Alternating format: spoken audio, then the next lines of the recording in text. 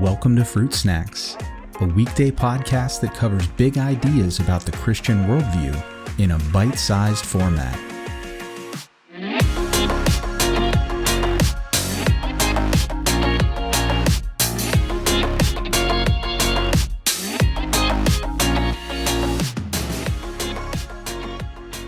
Hey everyone, on this week's episode of Fruit Snacks, we are going to be focusing on two related doctrines, which are the doctrines of sin and death.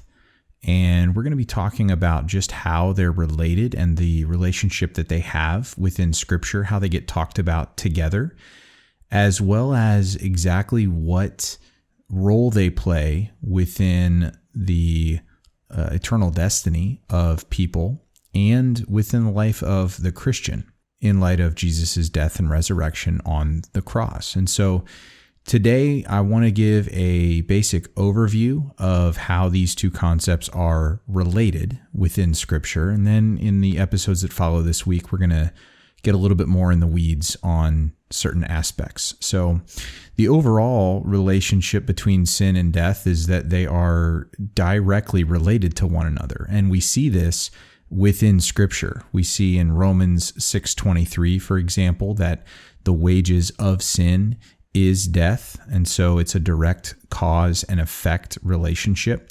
And we see something very similar in James chapter 1, verses 14 through 15, where James talks about this sort of life cycle where desire brings forth lust, lust leads to sin, and then sin ultimately, when it's full grown and mature, brings about death.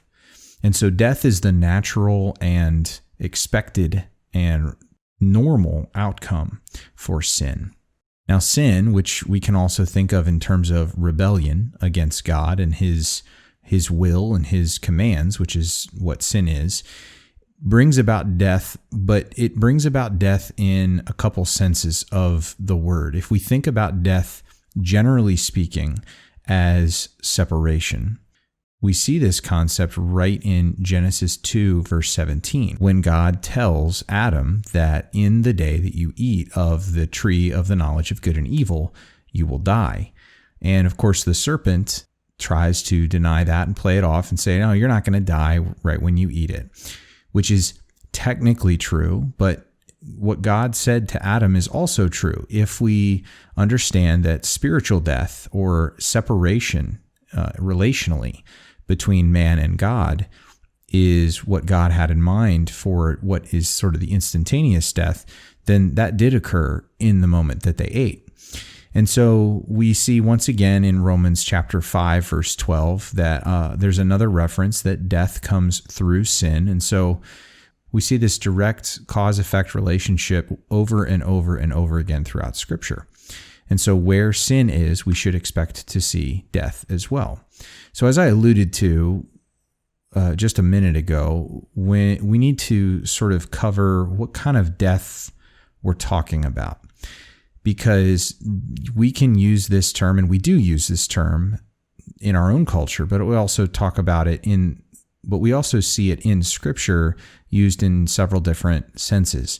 So it's important to define our terms. In the garden, Adam and Eve possessed what some theologians would refer to as conditional immortality, which means that as long as they stayed in God's presence in the garden, they would live forever. Now, that doesn't mean that Adam and Eve were necessarily created impervious like Superman. If Adam happened to fall out of a tree and break his neck, he probably would have still died. It doesn't mean that humans were created altogether different than who we are now. The laws of physics and gravity still would have affected Adam and Eve. But what that means is that barring some sort of accident, that had they just continued to live in God's presence and walked in fellowship with him, they would have lived forever.